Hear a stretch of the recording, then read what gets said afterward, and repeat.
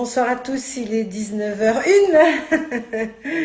Eh bien, cette soirée démarre. Nous sommes dimanche.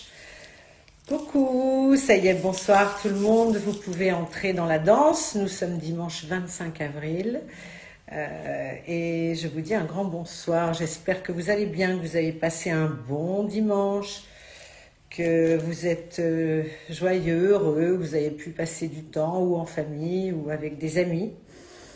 Et en effet, bonsoir, oui, je vais très très bien. Bonsoir à tous, soyez les bienvenus. Je suis vraiment très heureuse de vous retrouver à court terme cette fois-ci, puisque nous avons fait les folles confidences de Natacha Saint-Pierre vendredi. Elle vous remercie, elle était vraiment très heureuse d'être avec vous, avec nous. On a passé un réel moment.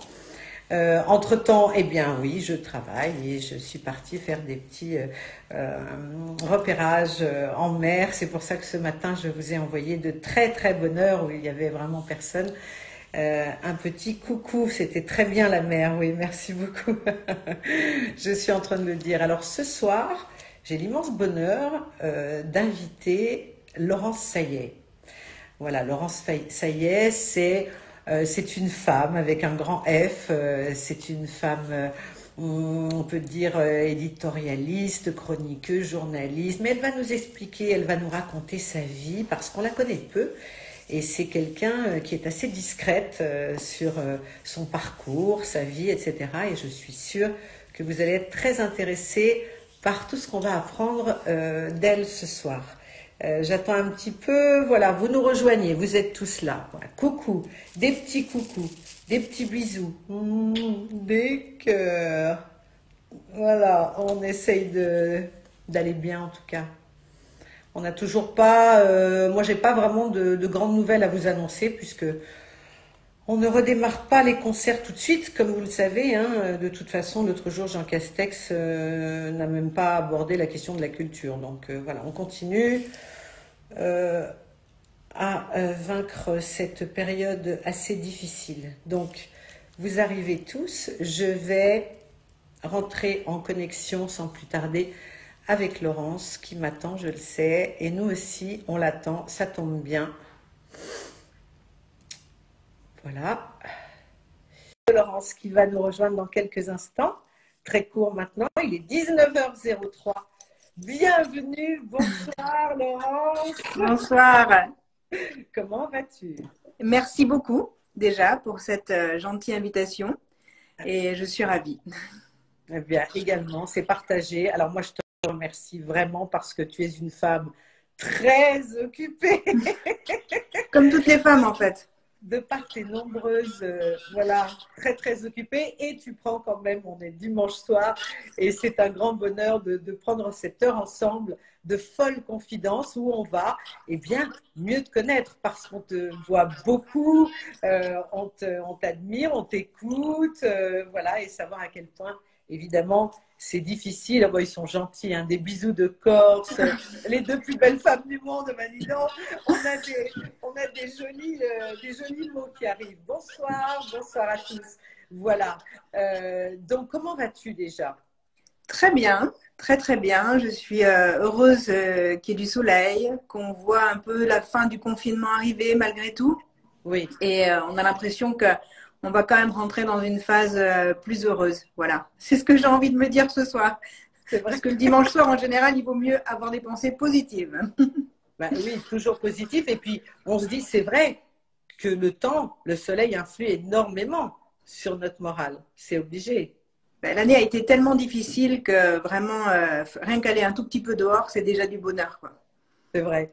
Alors, moi, j'aimerais bien tout de suite te demander, Laurence, tu es une femme poisson, je sais, les femmes poissons sont très fortes. Voilà, et un petit peu, eh bien, ton parcours, parce qu'il est vraiment assez atypique. Tu n'as pas tout de suite démarré dans une voie qui t'amenait à être aujourd'hui celle que tu es, celle qu'on connaît et qu'on reconnaît à travers les écrans et ce que tu fais. Donc, moi, j'aimerais savoir, alors, la petite Laurence, d'abord, elle naît où, comment, un petit peu nous expliquer un petit peu ton parcours, tout simplement. Alors, ben, moi, j'ai 48 ans et je suis née en Moselle, à Thionville. Voilà. À Thionville, d'accord. Exactement. J'ai fait des études de nutritionniste. Donc, je suis nutritionniste de formation C'est ça. professionnelle. Voilà. Et j'ai commencé à travailler, à avoir des cabinets de nutrition à Pau, puis à Barcelone. J'ai exercé en Espagne pendant 4 ans. C'était une belle expérience. Mais tout le temps, j'ai eu quand même une activité, un engagement politique à côté de mon expérience professionnelle, jusqu'au moment où j'ai basculé un peu plus dans la vie politique. Et en parallèle, en faisant du conseil, enfin bon, j'ai fait pas mal de choses en parallèle. Mais c'est vraiment ma vie politique qui a pris le dessus à partir, on va dire, de 2010, où j'ai été très engagée au sein du Parti Les Républicains pour en finir porte-parole, poste duquel j'ai démissionné il y a 2 ans. Et il y a 2 ans, j'ai décidé de passer de l'autre côté un peu et d'être plus dans le commentaire, même si je suis restée engagée. Et là où je suis devenue éditorialiste, chroniqueuse politique. Donc d'abord chez Cyril Hanouna, dans la belle émission de Balance ton poste, qui est une Ouais. émission assez cash et dynamique, que tu connais Ouh bien. là, oui, oui, oui. Voilà. Et en parallèle sur CNews aussi, qui est une chaîne d'information. Oui. Donc c'est un style un peu différent, mais tout ceci se complète. Et je suis restée très engagée, en fait, femme de droite. Je n'ai jamais renié mes convictions. Je ne suis pas journaliste. Voilà, ça c'est pour mon parcours de manière générale. Alors, comment ça se fait? Alors, quand tu es jeune, quand tu es enfant, on va revenir un petit peu à cette période-là.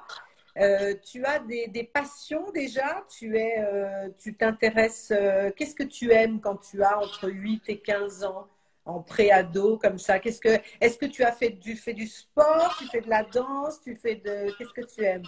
Alors, la danse classique, beaucoup de Oui. danse classique et de gymnastique, ça Ah j'ai ben ça, toujours adoré. pardon, mais on peut reconnaître il y a un côté rigueur de discipline de danse classique que C'est tu un peu ça. dégages assez fort. Et j'ai de la chance de pouvoir continuer avec le confinement à faire de la barre au sol et à Ouais. m'entraîner, ce qui permet de beaucoup se muscler le dos parce que sur les plateaux, quand on reste 2 heures, 3 heures, tu connais ça, c'est vrai qu'il faut vraiment avoir une forme de tenue et c'est un sport qui m'aide beaucoup. Donc ça, c'était ma passion sportive, on va dire, gymnastique et danse. Et Oui, après, ma passion intellectuelle, c'était déjà la politique. Parce que oui. j'étais déjà très imprégnée, j'adore le débat, m'impliquer, m'engager pour des causes. Voilà, ça a toujours été ce qui a quand même guidé, qui a été la colonne vertébrale en fait de mes activités. Voilà, donc j'arrive à tout concilier en fait. Mais Euh, c'est bien, c'est c'est vrai. bien. Ouais. Je sais que tu as été très imprégnée et très inspirée par des femmes qui t'ont donné cette envie aussi d'entrer comme ça dans une, comment on pourrait dire, c'est de débattre, d'avoir un esprit très ouvert je veux dire, d'échanger. Mais il y a deux femmes qui t'ont vraiment inspirée dans ta vie. Tout à fait. Alors, pour leur combat et pour leur dignité, en fait, dans la sphère politique, parce qu'être une femme en politique, on n'est pas là pour se plaindre, hein, mais ça reste quand même assez difficile. Ça reste un univers quand même très masculin, Oui, un peu machiste. Il faut un peu. vraiment avoir un fonctionnement, enfin, il faut être assez blindé, il faut dire, parce qu'il faut Oui. être habitué aux blagues un peu particulières et il faut un peu parfois fonctionner presque comme un homme. À l'intérieur, tout en étant une femme à l'extérieur, si on veut survivre dans cette atmosphère où il y a beaucoup de violence psychologique, effectivement, de manière générale, et notamment quand on est une femme. Et les deux femmes politiques, on va dire, qui m'ont beaucoup inspirée, c'est Simone Veil, pour son combat et sa dignité et sa grandeur. Enfin, je la trouve merveilleuse. Je passe beaucoup de temps à revoir et revoir la manière dont elle défendait ses causes avec cette franchise. Et enfin, je trouve que c'est vraiment un parcours formidable. Et dans un style un peu différent, Michèle Alliot-Marie aussi, Oui. qui était pour moi, je me souviens, quand elle faisait la revue des armées, elle a eu des postes régaliens très difficiles. Femme ministre de l'Intérieur, c'est très compliqué, ce sont des postes. Et elle a toujours été d'une très grande dignité dans sa posture, dans son vêtement.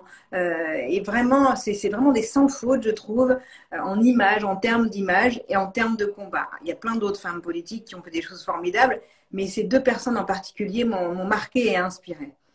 Donc, quand tu es, on va dire, oui, quand tu es préadulte, Quand est-ce que tu as un coup de cœur pour Simone Veil? Ça arrive vers quel moment, tu t'en Oh, souviens? très tôt, je me souviens pas exactement, mais très tôt, je me souviens bien sûr de son débat sur l'avortement. Je me souviens, c'est des images flash comme ça qui font qu'à un moment, quand on fait le choix de s'engager, il y a des choses auxquelles on se réfère et hop, c'est des flashs comme ça. Et Michèle Élio-Marie, je me souviens, je crois que c'était en 2007 ou 2008, j'avais été dans le sud-ouest et là, j'étais sur place et elle est sortie de sa voiture, elle a fait la revue des armées et j'ai trouvé ça avec sa paire de gants dans les mains. Et j'ai trouvé ça d'une très grande dignité et d'une très grande force.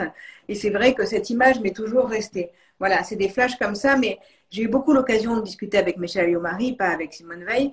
Et elle me disait que, effectivement, enfin, elle a toujours gardé cette ligne, cette conduite, ce maintien, cette rigueur Bien sûr. qui est nécessaire à la représentation de la fonction. Alors, c'est sûr que les époques changent. Donc, on a aussi d'autres styles de communication. Maintenant, on est un petit peu plus cool quand même. On est plus en direct, heureusement, même grâce aux réseaux sociaux, etc. On montre une autre image de nous. Mais je trouve que, voilà, c'est vraiment des femmes qui ont mené à bien leur mission parce que ce sont des postes très difficiles. Alors oui, oui, tu as choisi quand même une voie difficile. Ça tombe bien que tu parles des femmes parce que la question que je vais te poser, même si je connais un peu la réponse, c'est que il y a encore énormément de différences entre les hommes et les femmes dans notre milieu. Je veux dire notre milieu qui soit télévisuel, enfin, en général. Je pense qu'il n'y a pas que notre milieu, hein, c'est en Bien général. sûr. Et que c'est vraiment encore beaucoup de travail, tu penses, qu'on a à faire. Et j'ai l'impression qu'on ne progresse pas du tout en ce moment, en fait, justement. C'est vrai. Je me fais la réflexion parce que je me dis qu'il y a eu une époque où on avait l'impression d'être un peu plus représenté, un peu plus. Mais là, en ce moment, je trouve que, ben voilà, c'est vraiment. C'est comme si on avait un peu oublié ce combat. Alors, je suis pas une grande féministe, mais je trouve qu'on a un peu oublié justement ce combat de représentativité des femmes dans l'espace public, à des fonctions. Alors c'est vrai que je suis pas non plus trop pour les quotas. Vous allez me dire c'est contradictoire. Le problème des quotas, c'est qu'après quand vous êtes en fonction, on a le sentiment que vous êtes en fonction parce qu'il y a un quota. Et ça c'est assez dangereux. Ah oui. Et donc c'est quelque chose qui m'interroge. Mais je me rends compte qu'il y a très peu de femmes dans le débat politique, que souvent on en met pour la parité, mais qu'elles ne sont pas toujours aux postes les plus visibles, et que dans le milieu télévisuel, de la même façon, hein, c'est vrai que, par exemple, sur les plateaux de débat, c'est pas lié aux chaînes en elles-mêmes, parce que les chaînes d'information cherchent toujours à mettre autant de femmes que d'hommes, Bien parce sûr, qu'on essaye de respecter la parité, mais malgré tout, on se rend compte que souvent sur un plateau, il y a 3 hommes et une femme. toujours, J'ai du mal à le comprendre, toujours. Dans mais c'est vrai que c'est les émissions de variété, toujours, les hommes sont beaucoup plus, sont mieux traités, sont beaucoup plus en avant, mais ça, c'est un c'est un combat. réflexe, un peu Oui, animal presque. Même de la comment? part des gens avec lesquels on travaille, il y a toujours ce réflexe quand même de privilégier ou de plus écouter la voix d'un homme. Donc ça nous oblige, nous femmes, bien sûr, mais ça je vais apprendre rien à personne, puisque c'est le combat de toutes les femmes tous les jours, dans tous les milieux, à être encore plus rigoureuses, encore plus travailleuses, à Bien sûr. parfois se positionner un peu de manière masculine pour s'imposer, notamment dans la voix, dans la rigueur d'expression, parce que sinon, effectivement, on est tout de suite considéré. Vous voyez, une femme qui s'énerve sur un plateau, on va dire qu'elle est hystérique. Un homme qui s'énerve, on va dire qu'il est convaincant. Donc, c'est tous ces préjugés qui font qu'effectivement, on est sous contrôle pour imposer de manière un peu virile, quelque part, des opinions, parce que sinon, elles ne sont pas entendues. Eh oui, c'est sûr. Alors, toi, tu as une vie, je le disais tout à l'heure, hein, parce qu'en même temps, tu assumes ta vie professionnelle qui est très intense, parce que c'est énormément de travail aussi en amont. Tout ce que tu fais à chaque instant, ça demande des heures de lecture, enfin, je veux dire, je m'en doute, je sais à peu près ce que tu dois endurer, quoi. Et ça, tu le fais dans une passion incroyable. C'est ta passion. C'est donc la lecture a une vraie place dans ta vie en général. Alors en fait, comme je suis passionnée, je le vis comme un plaisir. J'ai de la chance, C'est ça, oui. mais c'est vrai que en fait, je lis pratiquement que de la presse et des ouvrages politiques. Alors c'est pas très fun, hein, désolé, mais je vais Non, dire non, la vérité. on va Et, t'étendre. et ça nécessite, en fait, pour être au fait de l'actualité, de se réveiller très tôt. Parce que l'actualité, en fait, est publiée dans la nuit ou le soir et on commence déjà à faire la revue de presse qui est de plus en plus riche. Donc, vers 4 heures du matin, j'essaie déjà d'avoir une petite vision des choses sur tout ce qui a été dit, les articles qui vont paraître, etc., sur les différents sujets. Et Oui. puis après, dans la journée, se greffent d'autres actualités auxquelles il faut se raccrocher. Parce que la pire des choses, en fait, c'est soit de ne pas être au courant, bon, ça, à la rigueur, vous pouvez le dire, mais surtout de faire une analyse qui est fausse sur un sujet parce que vous n'avez pas entendu les expertises ou en fait, tout ce que disent. Voilà. Et comme j'ai deux filles merveilleuses, deux enfants, Oui, alors voilà. Alors, voilà. tu as deux filles en plus, donc tu es maman et tes filles sont jeunes, il faut le dire. Alors, une qui est assez jeune, on va dire, qui a 17 ans, Marie-Charlotte, et Victoire qui va avoir 6 ans. Oui. Voilà, mais je suis une maman déjà comblée, très heureuse. Et puis j'ai la chance d'avoir ma grande fille qui m'aide beaucoup pour la plus petite. Donc on est très organisés. Ah Mais oui. c'est un équilibre de vie global en fait. Mais qui fait que c'est vrai qu'on est toujours occupé. Mais bon, j'ai une vie beaucoup plus facile que beaucoup d'autres femmes. Donc je ne peux absolument pas dire aujourd'hui que je suis ou surmenée ou fatiguée parce que je pense que pour beaucoup de femmes, c'est beaucoup plus compliqué. Oui, parce que tu aimes ce que tu fais, donc c'est une passion, c'est une chance aussi d'avoir, de faire le métier qu'on aime et surtout de. Alors moi, ce que j'admire chez toi, c'est tout ça, c'est cette rigueur dont on parle, cette discipline. Tu travailles très tôt le matin, tu es toujours impeccable, hein, on peut rien, on peut pas J'essaie. couper. Oui, mais tu le fais très bien et on en est. Et nous, je ne peux pas savoir comment ça fait plaisir quand on est, quand on est en face de l'écran et qu'on va, oui, c'est vrai, et ça c'est très important aussi. Donc, il faut le dire. Est-ce que tu es d'accord avec moi si je te dis la vie demande des efforts continuels? Oui, je pense. Moi, je suis dans cet esprit d'effort et de rigueur. Donc, ça ne me pose pas de problème. Je suis plus dans le confort de la rigueur que du laisser aller. Ça, c'est des tempéraments. Oui. Au niveau de la tenue vestimentaire, par exemple, j'estime qu'il y a un respect déjà du téléspectateur qui nous regarde quand on passe à la télé, que c'est important d'avoir une tenue qui soit, on va dire, respectueuse parce que on a la chance de pouvoir parler devant beaucoup de Français. Et ça, c'est important. Et puis la rigueur aussi des fonctions que j'ai pu avoir en tant que porte-parole de mon parti et de la femme politique aussi que je reste malgré tout, puisque je n'ai jamais caché le fait que je restais une femme politique. Donc je pense que la tenue, même si parfois on se permet un peu plus de décontraction parce qu'on est des femmes et que je pense qu'il faut marquer la féminité, parce que c'est un combat de société aujourd'hui. Pour nous les femmes, de montrer que voilà, on peut être une femme avec des décolletés, des jupes courtes, des jolies chaussures, parce que parfois on voudrait nous enfermer dans d'autres choses. Donc c'est aussi un combat un peu que d'être féminine. Pour moi, c'est une libération pour la femme qu'on voudrait un peu plus enfermer. Mais tous ces critères sont pris en compte et c'est vrai que ça compte beaucoup et je n'imagine pas ne pas faire un effort particulier justement quand j'ai la chance de pouvoir parler à tous les téléspectateurs qui nous regardent. Mais d'abord, c'est du respect et c'est pour nous, c'est vraiment très agréable. Et c'est pour ça que tu es singulière. C'est pour ça que tu es quelqu'un qui reste dans les esprits quand on regarde ou on zappe en vitesse, sur, tu sais, sur toutes ces chaînes d'infos, etc.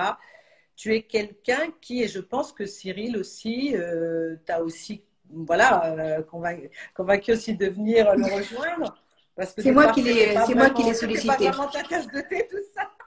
En fait, c'est moi, contrairement à, et je l'ai toujours dit, j'ai toujours dit la vérité, parce que c'est un marqueur pour moi, dire la vérité et être sincère. C'est moi qui l'ai C'est un point sollicité. commun, hein. Cher C'est ami, moi qui, c'est un point commun. voilà, je préfère, c'est pas la peine de raconter des bobards ou de laisser penser que vous êtes attendu de tous ou que les gens viennent vous chercher, c'est pas vrai. C'est Non. moi qui ai sollicité Cyril, parce que j'ai été très intéressée en fait par l'émission Balance ton poste, parce qu'en fait c'est une émission de débat Oui, politique, mais ça qui oui. touche beaucoup de jeunes. On fait vraiment des très bons scores chez les jeunes et je sais qu'on a le problème en fait de dialoguer avec les jeunes qui se désintéressent des débats politiques, des débats publics, de la chose publique. Donc ça m'a beaucoup interpellée. C'était un challenge pour moi parce que de passer de porte-parole des Républicains à un parti qui est parfois un peu conservateur, un peu guindé, à chroniqueuse chez Cyril Hanouna. J'ai trouvé ça absolument génial. Oui. Je vous rassure que j'ai été insultée, etc. Mais bon, ça m'a beaucoup amusée, donc on s'en moque. Et donc, c'est moi qui ai sollicité Cyril. Bon, ça a matché tout de suite parce qu'on a des tempéraments un peu de feu, donc ça a pris tout de suite. Et c'est vrai que, comment dire, voilà, la transition s'est faite très naturellement et j'ai eu aucune difficulté pour passer de l'un à l'autre. Après, les chaînes d'information, je connaissais plus parce que, en tant que porte-parole, j'allais tous les jours sur toutes les chaînes d'infos. Eh oui, c'est ça. Alors, nous avons des gens de la Suisse, de la Belgique, de la Corse. Je sais pas, tu n'as pas le temps de voir tout ce qui passe. On a eu aussi un coucou, notre amie Marie-Paul Bell est branchée ce soir. Et tu sais à quel point, et elle dit, oui les filles, vous avez raison. Elle a cité évidemment Françoise Giroud qui déjà se battait aussi par rapport, enfin se battait, si tu veux, par rapport à ce qu'on disait tout à l'heure. Et voilà, on t'embrasse très fort, Marie-Paul. Donc oui, alors nous ce soir, les folles confidences, voilà, on a eu le temps de bien se mettre Je à vais l'aise, devoir etc. raconter des trucs là, je le sens là, ça y est. Ouais, ouais. Yeah. En fait, moi j'avais très envie de t'inviter parce que justement, les folles confidences, c'est fait pour ça, c'est fait pour mieux découvrir quelqu'un, le connaître, parce que tu sais, comme tu dis, on peut parfois juger les gens sans les connaître par rapport à des choses, etc. Et en fait, tu le sais très bien, mon combat, le mien personnellement, bah, c'est pas du tout parler politique, évidemment, ni religion. Moi, voilà, chacun fait ce qui lui plaît, comme dirait la chanson. Mais justement, c'est d'aller un peu plus loin vers la femme que tu es, parce que je sais aussi que tu aimes beaucoup rire. Ah oui. Et ça, c'est quand même. C'est pas ce qui se voit en premier chez moi, il faut l'avouer, mais c'est vrai qu'en fait, les gens sont assez surpris quand j'ai l'occasion de les voir dans d'autres contextes. Parce que c'est vrai qu'entre l'image du plateau, où je suis assez rigoureuse, mais parce que les sujets sont graves, quand vous parlez de terrorisme, quand vous parlez de la souffrance des Français, vous n'allez pas vous marrer ou tout le temps sourire à chaque phrase, donc évidemment. Mais après, sortie du contexte, effectivement, j'aime beaucoup rire. Bon, je suis pas très drôle parce que j'ai des vannes parfois un peu creuses, mais par contre, je préfère rire des vannes des autres. Pas tout de suite prête pour un one-woman show, mais c'est pas Non, pas vraiment, pas vraiment. J'ai pas mal de copains qui sont comiques, donc j'essaie de m'améliorer et de me former au fur et à mesure, quoi. Mais... Alors, est-ce que justement le domaine, qu'est-ce qui t'a fait rêver toute ta vie et encore? Est-ce que tu es passionné? Est-ce que tu aimes le cinéma? Est-ce que tu aimes la musique? Et moi, c'est ça que j'aimerais savoir. Quel a été ton cheminement, par exemple, si on prend le cas du cinéma? On reviendra vers le rire tout à l'heure. Mais le cinéma, qu'est-ce qui t'a vraiment, le cinéma de quel réalisateur t'a vraiment bouleversé ou qu'est-ce qui a vraiment fait un changement, un déclic? Parce que parfois, et c'est souvent d'ailleurs, le cinéma eh bien, nous forme aussi, nous forge et nous inspire toute une vie. Par rapport à des films comme ça où on a eu un déclic est-ce que ça a été le cas pour toi? Oui, oui, oui. Alors là, je suis obligée de réfléchir. Je suis tellement vraiment pas habituée, c'est vrai, à parler de ça. Ou de mon parcours ou mon intimité. Alors, je ne sais pas pourquoi, ça va peut-être surprendre, mais j'ai beaucoup aimé Le Grand Bleu. Ça a été pour moi un déclic, une évasion. Il y avait tout dedans. L'effort, l'amour. Voilà, un film qui m'a particulièrement marqué. C'est un peu bateau parce que tout le monde le cite plus ou moins. Voilà. Et en musique, alors moi, j'aime beaucoup Mozart. Mais alors après, je suis assez addict à regarder les choses ou écouter les choses en boucle. Donc, le Requiem de Mozart, Lacrimosa. Alors ça, donc, tu es plutôt musique classique. Les deux, parce qu'après, j'écoute, avec ma grande fille notamment, j'écoute un peu de tout. J'écoute la variété, je te connais, le rap. bien sûr, je connais tout ce que tu as fait de merveilleux. Donc, j'écoute de tout, en fait, toute la variété qui passe, j'adore, avec des focus comme ça, parfois, sur des chansons où ça va durer un moment, et puis je m'en gave, et après je recommence, voilà. Mais c'est vrai que je passe tellement de temps, en fait, à lire c'est ça. et à écrire sur l'actualité. J'écris pas mal de tribunes sur le terrorisme. Et c'est vrai que ça nécessite tellement de temps que, en fait, rien que cette question, je ne sais même pas là, si je me souviens du dernier film que j'ai vu au cinéma, en fait. Bon, là, déjà, malheureusement. Oui, ben là, on t'est Et pas la en plus, seule, hein. depuis que Victoire T'es est pas la née, seule. en fait, tout mon temps au cinéma, je l'ai passé avec elle à aller voir des dessins animés, quoi. En Ben fait, oui. le temps de loisir est tellement restreint quelque part que c'est vraiment consacré à mes enfants. Oui, Euh, c'est ça. Mais ceci étant dit, avec tes filles aussi, tu as franchement une belle occasion et de te détendre. Alors moi, c'est ça que je voulais te demander. Est-ce qu'à un moment donné, tu fais vraiment des breaks, des vrais breaks? ah, C'est-à-dire bien où sûr. là, on ne parle pas en Covid, hein, parle pas, mais repense à une vie à peu près normale. Qu'est-ce qui t'arrive au maximum de vraiment débrancher, de partir en voyage avec tes enfants, et tu le fais ça. Alors, je débranche pas longtemps, mais je Ah, débranche souvent. C'est-à-dire que, par exemple, je sais pas, une journée comme avant-hier où j'ai fait une émission très tôt le matin de 6 heures à 9 heures. Donc, j'avais la chance d'avoir la journée après qui était libre. Enfin, bon, je me suis levée à 4 heures, mais là, j'ai totalement déconnecté. Bon, j'ai quand même vérifié que j'ai quand même un petit œil sur l'actualité tout le temps, parce que malheureusement, avec c'est les obligé, événements, c'est obligé. s'il y a quelque chose de très grave, il faut réagir, il faut être Bien sûr. réactif. Mais j'ai passé une journée formidable avec Victoire au parc, au soleil. C'était une merveille, quoi. Et Voilà. tu arrives à Ça, déconnecter quand même? oui, oui, oui, oui. Très Tu le facilement. fais. En fait, quand je Très suis facile. avec, surtout la petite, parce que la grande, elle a 17 ans, bon, à part de la complicité, mais enfin, elle a moins besoin de maman. Mais avec la petite, par exemple, quand je me mets avec elle, j'oublie tout. Enfin, c'est extraordinaire. Ça apporte tellement d'énergie. Je suis tellement heureuse que je n'attends rien d'autre au monde et que je peux l'avoir dans mes bras, regarder un dessin animé ou alors jouer, écrire, faire de la peinture, Oui, de la donc, pâte à modeler. On fait beaucoup de cuisine. ah Alors ça, ouais, c'est tu pratique. Oui, oui, cuisines bien? tous les jours, on cuisine avec Victoire parce qu'en fait, c'est à la fois utile et agréable, c'est-à-dire qu'elle adore cuisiner et puis en plus, ça nous permet de. Je suis nutritionniste, je rappelle, donc ça nous permet de concevoir des repas équilibrés. Et c'est une activité géniale, jardinage, etc. Voilà. Et les bonheurs simples de la vie, moi, ça me suffit entièrement. J'ai pas besoin de faire des choses grandioses pour être bien et je peux déconnecter comme ça très facilement et être très heureuse et oublier tout.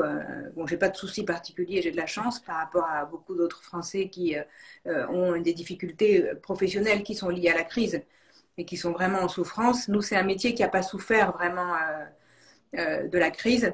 Donc c'est pour ça que j'essaie d'être très modeste par rapport à d'éventuels soucis, parce qu'on sait bien que pour les autres, c'est beaucoup plus dur. Oui, alors justement, tu parles de cuisine. Alors, tu n'as pas oublié, évidemment, tu étais nutritionniste, tu l'es toujours au fond de toi. Oui, je le suis.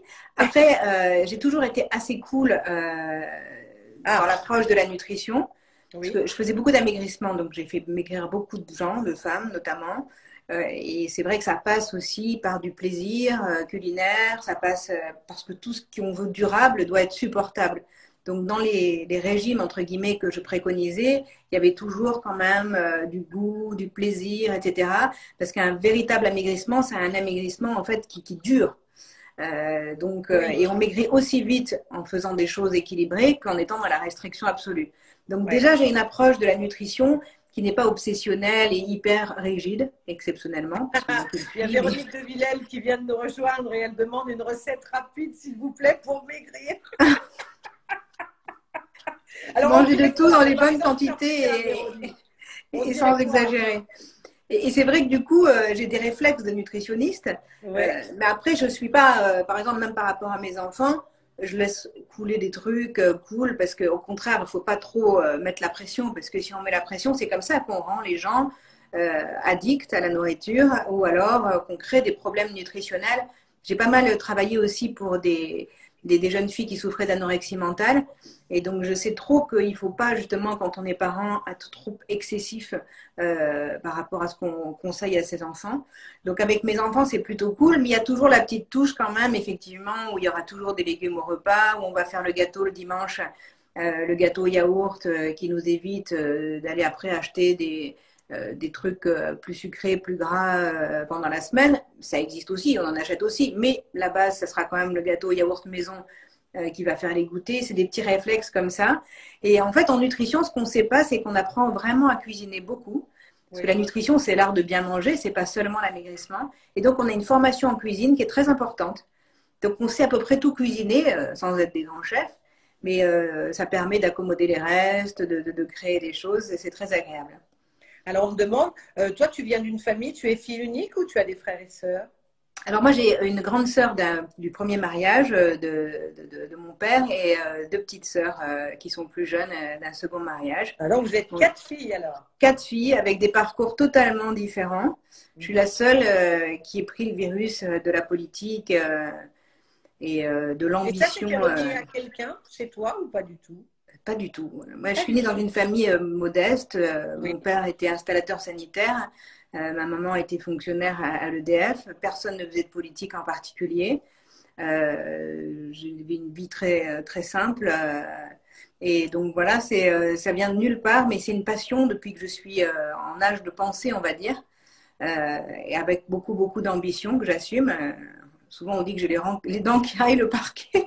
Ah bon? Bon, oui, parce que tu es ambitieuse. Bon, voilà, mais c'est pareil, c'est toujours pareil. Quand on est un homme, tout le monde le comprend. Quand on est une femme, on ne le comprend pas. Moi, j'ai toujours effectivement voulu pouvoir intervenir sur l'avenir du pays et je suis très ambitieuse, mais je l'assume. Après, c'est d'une ambition de travail, de rigueur et je me suis jamais dit que les choses allaient tomber comme ça, quoi. On m'a jamais rien donné, j'ai toujours tout été chercher. Et d'ailleurs, Sarkozy, je ne citerai pas d'autres personnes politiques, mais c'est parce que quelqu'un que j'affectionne particulièrement, elle disait toujours, n'attends jamais qu'on te donne les choses, va les chercher. Et c'est exactement ça, en fait, il faut aller chercher les choses parce qu'on ne vous donne rien, et encore moins quand vous êtes une femme, même avec la parité, parce qu'on va vous mettre dans un coin parce que ça fait joli sur la photo. Mais en fait, pour agir, il faut vraiment mener des combats. Voilà. Mais c'est le combat de toutes les femmes. Ouais. Parce que quand on doit gérer, comme beaucoup, à la fois la vie professionnelle, les enfants, même si les hommes participent de plus en plus, il reste quand même des femmes qui doivent porter beaucoup de choses et il faut toujours se référer à leurs difficultés en fait. Moi j'avais des patientes quand j'étais nutritionniste, mais qui travaillaient, qui avaient des transports très longs, qui le soir rentraient n'étaient absolument pas aidées, qui devaient encore faire les courses, le ménage, le repassage, etc. Et c'est des vies vraiment de sacrifice. Oui. Pour beaucoup de femmes. Donc, il ne faut pas oublier ça. On n'en est pas non plus encore à l'égalité parce que les carrières d'hommes sont quand même beaucoup plus privilégiées. D'ailleurs, on le voit bien dans le recrutement. Hein. Parfois, on ne prend pas de femmes parce qu'on se dit, bah, tiens, en fait, elle va être bloquée avec les enfants à la maison. Et pour le télétravail, on l'a vu aussi. Quand les enfants étaient à la maison, il y a eu beaucoup plus de femmes qui se sont occupées de leurs enfants que le reste. Bien sûr. Alors, sans rentrer dans une quelconque indiscrétion ou je dirais au plus de détails. J'ai peur de ta question là. Oui, parce qu'on demande beaucoup. Ah, on dit un jour Laurence, présidente de la République. Non, non. Si Dieu veut. Non, pas du tout. Si c'est ta vie et ton chemin, peut-être. Non. Alors, non, franchement, non. Je le dis sincèrement, évidemment, non, j'ai pas ce parcours. C'est pas j'ai les dents qui rayent le parquet, je vous l'ai dit, mais il faut pas exagérer non plus. Maintenant que j'ai dit ça, on va penser que évidemment. Non. Moi, je t'arrête tout de suite parce que si tu veux, l'ambition, c'est très sain d'avoir de l'ambition. Et l'ambition est à la hauteur. Justement, tu parlais de sacrifice. J'aime pas trop ce mot-là parce qu'il fait un petit peu 10 commandements. Mais je veux dire, c'est ça. C'est le. Oui, bien sûr qu'on met la barre haute parce que c'est à la hauteur de ce qu'on fait chaque jour pour chacun, hein, je dis. Hein. Et que l'ambition, c'est tout à fait sain, c'est normal, c'est lumineux, c'est positif, c'est au contraire. Alors, ce qui est curieux, c'est qu'on est quand même dans un pays un peu spécial aussi, parce que là-dessus, voilà, aux États-Unis ou en Angleterre, les choses sont différentes. Dans la mentalité, je veux parler. Mais l'ambition, c'est tout à fait naturel qu'on ait de l'ambition. Sinon, on n'évolue pas, on ne grandit pas et on n'atteint pas ses objectifs ni ses rêves. Oui, surtout qu'on ne vole rien à personne, en fait. Hein. Non, pas président de la République. C'est vrai qu'être dans un exécutif, dans un ministère, etc., c'est très intéressant parce que c'est vraiment l'occasion de faire. Alors, un poste de ministre un jour, tu diras pas non. Ah, j'ai toujours dit que je servirais mon pays si on me le proposait. Pour moi, c'est une vocation absolue. C'est-à-dire que, évidemment, si on me proposait de servir mon pays, je le ferais. Mais tout de suite, je dirais oui à la seconde, sans hésitation. Il y a deux choses que j'aime faire. Un, c'est porter la parole, défendre des idées, comme je l'ai déjà fait pour mon parti, par exemple, avec rigueur, sérieux, j'espère, et du mieux que j'ai pu, avec parfois des erreurs aussi, évidemment. Mais, et après, l'autre fonction qui est très intéressante, c'est sûr de pouvoir être dans l'exécutif parce que vous avez le sentiment d'être passé et que vous avez réussi à cranter quelque chose, à faire quelque chose, à agir dans un domaine particulier. Et là, c'est très intéressant. Oui, non, j'ai jamais caché voilà, mon intérêt pour ça. Alors, je sais évidemment que tu es aussi très discrète, tu l'as dit, hein, très secrète. Il y a une question d'un Rémi, je crois, qui est passé tout à l'heure, qui disait quel genre d'homme te fait craquer? Et je trouve cette question assez amusante. Mais je vais répondre. Je vais répondre. Ben oui. Attends, on est suspendu. Alors, il faut que je réponde sur le physique ou sur le jeu global, général. Alors, j'aime les hommes. En fait, si tu veux, la véritable question, c'est quel genre d'homme, voilà, te plaît et te fait craquer? Alors, je ne vais pas citer de nom, hein, parce que sinon, on va savoir. Ah bah, bien sûr que non. Mais ce que j'aime chez un homme, c'est à la fois le mélange de force et de sensibilité. C'est-à-dire que... Valérie, elle met Charles de Gaulle. Vous mettez ça pour Charles ou pour de Gaulle? Jacques Chirac, non, je plaisante. Ce que j'aime dans un homme, c'est justement cet assemblage de force et de sensibilité. Moi, je suis un peu masculine dans mon fonctionnement. En fait, derrière des airs plutôt féminins, il me semble, en termes d'apparence, je suis assez masculine dans ma façon d'être, à part avec mes enfants où je suis une vraie maman, hein, je ne suis pas un papa. Et c'est vrai que je suis touchée par la sensibilité et la fragilité des hommes. Alors ça, c'est vraiment le truc, un homme un peu fragile. Ça, c'est extraordinaire. Néanmoins, il faut quand même sentir une forme de puissance, de masculinité chez l'homme. Donc c'est cet assemblage-là qui fait que je vais être... voilà, que ça va me tilter. Cet assemblage-là est difficile à trouver. Je l'ai déjà rencontré dans ma vie et donc je sais que je sais bien ce que j'aime. Après, bien sûr, il faut que ce soit évidemment comme tout le monde, quelqu'un d'honnête, généreux de cœur, évidemment, mais et qui bien sûr aime les enfants, etc. C'est des critères de base. Un homme qui n'aimerait pas les enfants, je ne pourrais jamais l'aimer lui-même. Forcément. Et, évidemment. Mais c'est vraiment cet assemblage de force et de sensibilité et de fragilité. C'est mon côté un peu maman, peut-être, je ne sais pas, c'est assez bizarre, mais il y a des femmes qui recherchent des hommes ultra puissants, mais moi non. Oui, pardon. C'est pour ça que j'aime beaucoup les artistes, en fait. Oui. J'ai une attirance particulière pour les artistes parce qu'ils ont cette sensibilité que n'ont pas les hommes politiques en particulier. Ils ont d'autres qualités, mais ils n'ont pas cette sensibilité, fleur de peau, cette créativité parfois, qui complète bien en fait l'homme politique que parfois je peux être. Ah. L'homme politique que je peux être. Attends, j'ai réalisé. C'est l'homme avec un grand H. Oui, non, mais t'en fais pas honte. Non, non. On te visualise bien en tant que femme. Hein. Disons que là, je pense que j'étais au max de la description de ce que je pouvais faire.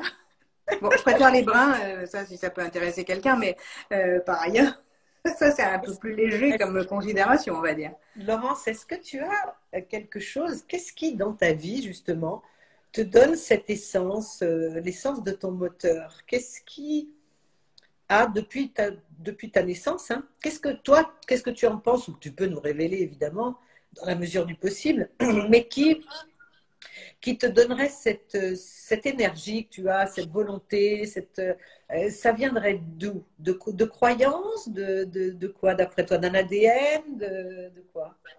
Alors déjà, j'ai toujours voulu donner à mes enfants tout ce que je n'ai pas eu.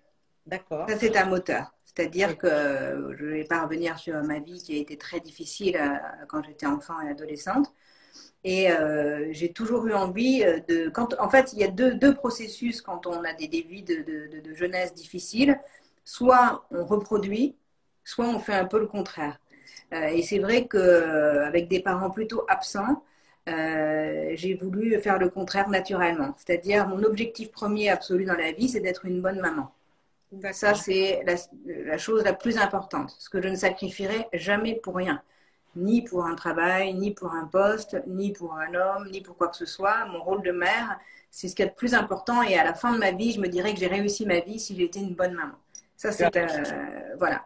Donc ça, c'est un moteur pour moi. Mais enfin, petite, je ne me projetais pas là-dedans. Et mon autre moteur, c'est effectivement, je ne veux pas dire l'exercice du pouvoir, parce que ça peut être mal connoté dans l'expression, mais cette capacité d'être sur Terre à un moment pour essayer de faire quelque chose qui améliore les choses, d'être dans les combats en fait. Donc moi j'ai de nombreux combats sur les thématiques sécuritaires, etc. C'est un peu plus mon domaine. J'ai moins mené de combats féministes ou de combats écologistes, mais ils comptent tout autant et je serai toujours dans la défense des femmes. Néanmoins, j'ai des combats sur des sujets là, qui sont le terrorisme, où je suis très très engagée. Et le sentiment de se dire qu'à un moment, peut-être que je ferai quelque chose qui pourra peut-être améliorer la situation à un moindre niveau. Oui, oui. D'avoir été utile pour une cause. Voilà. C'est ça qui me fait avancer, en fait. Oui. Mais à part ces deux choses, ça j'entends bien. Mais moi, je te parlais un peu plus d'une dimension de croyance, de spiritualité ou de choses à. Tu sais, parfois, enfant, où on avance parce qu'on croit en quelque chose. On a quelque chose comme ça. Est-ce que c'est ton cas? Ou pas du tout? Tu es athée? Je suis catholique, moyennement pratiquante. Je suis un peu pratiquante. C'est vrai que je suis assez pudique sur le côté religieux parce que comme je suis très engagée sur les sujets de laïcité, ce qui n'empêche pas la croyance, mais je trouve qu'en tant que personnalité publique, j'aime pas trop m'étaler sur mes propres croyances parce que je veux pas du tout, je veux garder ce côté très, très laïque dont on a beaucoup besoin actuellement. Je veux pas que les gens soient définis par rapport à leur religion, leur couleur de peau, etc. Donc je fais très attention, par exemple, sur les plateaux, de ne jamais parler de tout ça pour ne pas tomber justement dans une forme un peu de communautarisme. Parce que maintenant, tout le monde dit, bah, écoutez, moi je peux en parler parce que je suis juif, moi je peux en parler parce que je suis musulman. Maintenant, on est tous des êtres humains, des citoyens français. C'est la nation qui nous unit. Donc c'est pour ça que je suis assez pudique sur cette partie qui est religion. Par contre, je me suis toujours dit, que j'avais de la chance dans la vie. D'accord. Parce que dans un contexte qui était le mien, normalement, jamais j'aurais pu m'en sortir aussi bien. Donc, j'ai toujours eu à un moment sur mon chemin le truc qui fait que, vous voyez. Et donc, du coup, à chaque fois que j'ai avancé, et même quand j'étais dans des moments très compliqués, tout à coup, c'est toujours passé le truc qui m'a décoincé la situation, une forme de bonne étoile. Alors, je ne sais pas tomber du ciel, hein, évidemment. La chance, il faut aussi qu'il y ait à côté du travail, de la volonté, etc. Mais vraiment, déjà, j'ai la chance d'être à ce jour en bonne santé. Et je pense que c'est la première des chances, très important. Donc, j'ai toujours, je ne veux pas dire remercier l'univers, mais pour ça, d'avoir des enfants magnifiques et d'arriver à raisonner, de ne pas avoir de difficultés particulières sur ça. Et donc, je me suis toujours dit qu'il y avait quelque chose, un grand chemin lumineux qui était devant moi et que je devais toujours pousser pour aller au bout, quoi. C'est ça dont je voulais te parler. Je te parlais plutôt de la dimension spirituelle de la vie. J'ai le sentiment que effectivement, on est tous sur Terre pour quelque chose et qu'il faut trouver pourquoi. Alors parfois, les chemins sont entravés. Parce qu'on fait de mauvaises rencontres, parce qu'il y a des femmes, je vais reparler des femmes, qui tombent sur des gens qui, parce que, voilà, leur cause du tort, les maltraitent. Il y a beaucoup de femmes battues, il faut le redire. C'est absolument terrible ce qui est en train de se passer. Avec le premier confinement, il y a eu une explosion des violences. On ne le dit jamais assez. Et donc, je pense que chaque personne sur Terre a quelque chose à faire. Il faut trouver ce qu'on a à faire pour être heureux et être bien. Et moi, je pense avoir trouvé, c'est-à-dire que à la fois, voilà, mon rôle de maman et puis mon engagement et médiatique et politique qui se lient un peu, hein, même si ça peut paraître bizarre parce que d'habitude, soit on est journaliste, soit on est politique. C'est vrai que je me situe un peu entre les deux, mais j'ai toujours été sincère sur le sujet. Je n'ai jamais dit que j'étais neutre parce que j'étais devenue éditorialiste. J'ai jamais caché mes opinions. J'ai toujours eu une colonne vertébrale. Donc, et moi, je sais que c'est ces deux choses qui comptent pour moi et qui font que j'ai envie de me réaliser dans ces deux domaines. Bien sûr. Pour l'instant, tu as tout juste là. Oui, oui. Je suis très heureuse depuis 2 ans d'être chroniqueuse politique.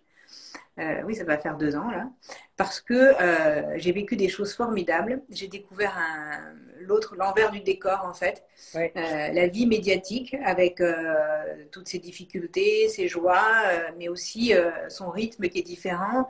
Et j'ai eu de la chance avec ça de rencontrer effectivement beaucoup plus de gens qui sont dans des métiers artistiques et qui font qu'effectivement ça m'a ouvert à des sensibilités, ça a beaucoup enrichi ma vie et ma connaissance de l'autre, ce qui est un véritable outil. Parce que le problème de la politique, et c'est la vérité, hein, beaucoup d'hommes et de femmes politiques sont coupés du monde. Coupés du monde.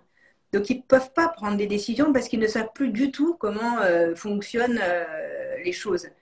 Et ça, c'est le drame absolu, en fait, et c'est la pire des choses, et c'est comme ça qu'on se retrouve, mais vous le savez mieux que moi, avec des lois insensées, des décisions dingues. Et moi, je m'oblige vraiment bon, à prendre le métro le matin pour amener ma fille à l'école, toujours. Bien Déjà, sûr, pour être financièrement, dans la ça être dans la s'impose vraie déjà, mais même, toujours, parce qu'on parle avec les gens, on les rencontre, on est bien, et à rester absolument dans une vie traditionnelle, modeste, que c'est celle que j'aime et dont le milieu dont je suis issue de toute façon. Je pourrais jamais me transformer en... Enfin, c'est pas pareil quand on vient d'un milieu très aisé ou pas. C'est pas le même parcours. Et je voudrais jamais basculer dans cet autre monde où on a l'impression que les choses tombent sans les gagner. Il y a beaucoup de gens qui sont dans ce monde-là et qui ne se rendent plus compte même de la souffrance. Personne n'imagine de ce que c'est aujourd'hui de vivre en France avec un SMIC, etc.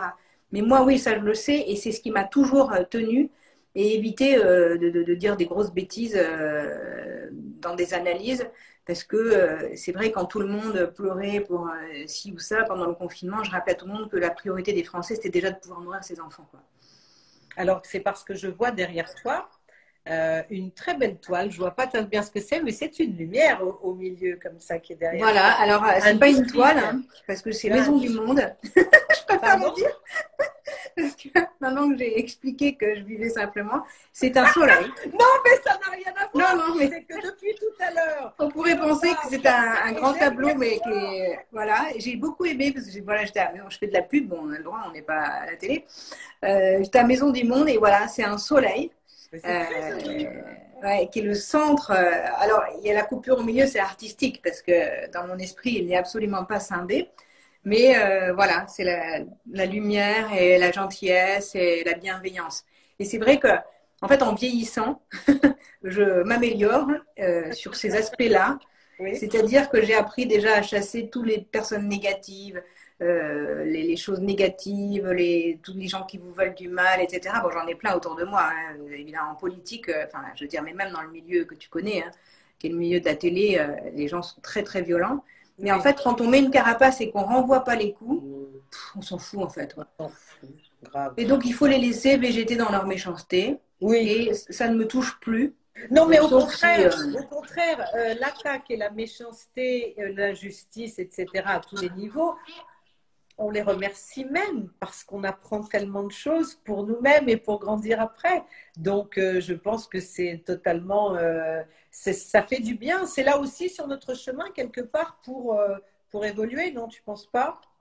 Oui, oui, mais il faut un peu d'expérience. Et comme on dit toujours, l'expérience, c'est comme un peigne qu'on donne à un chauve. J'ai rien contre les chauves, hein, mais non, c'est-à-dire qu'effectivement, moi, en arrivant vers la cinquantaine, c'est quand même un cap de vie. C'est comme ça, les chiffres, ça compte. Donc, on réfléchit parce qu'on se dit, tiens, je vais passer peut-être dans autre chose, encore dans une nouvelle étape. Et donc, on fait des bilans aussi, on se remet en cause. Et là, vraiment, ce que j'ai réussi à faire, je pense, ces 2-3 dernières années, avec la violence politique. En fait, à un moment, c'est tellement violent qu'il y a 2 solutions. Soit on continue à en souffrir, soit on arrive à s'en moquer et puis du coup, les choses glissent. On va dire que ça glisse et c'est le seul moyen de survivre dans ce milieu hostile. Absolument. Alors maintenant, moi, j'aimerais te poser des petites questions qui n'ont rien à voir avec tout ça. J'aimerais savoir Quels sont Pardon? tes... Tu vas voir. Non, non, non, non, non, pas de secret. Quelles sont tes fleurs préférées, Laurence? Les roses rouges. Oh, comme moi! Je savais qu'on avait des points communs, je savais. Ah, je Ça, suis une c'est grande vraiment... romantique.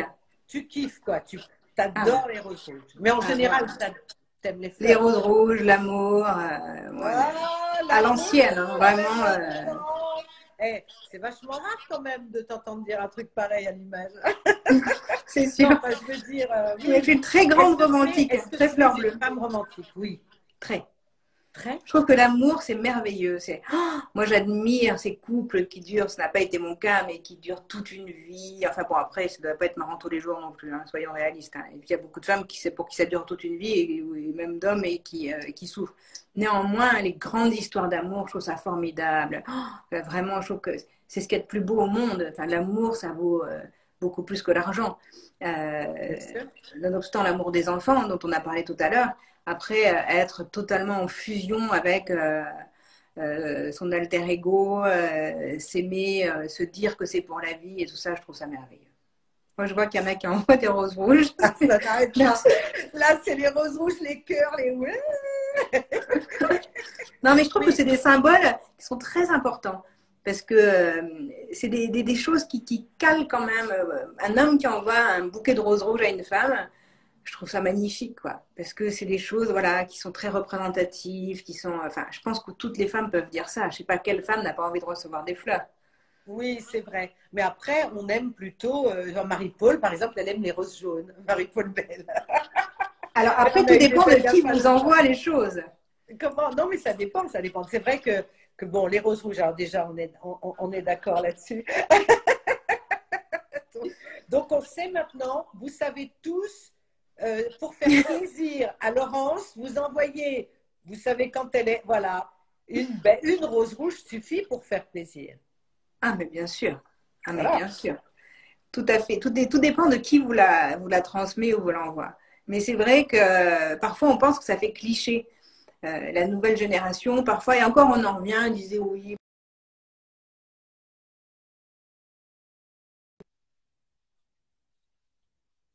Et je trouve que c'est vraiment essentiel. Et voilà. Voilà. Est-ce que Une tu rose as, rouge ou plusieurs roses rouges. on s'en occupera, est-ce que tu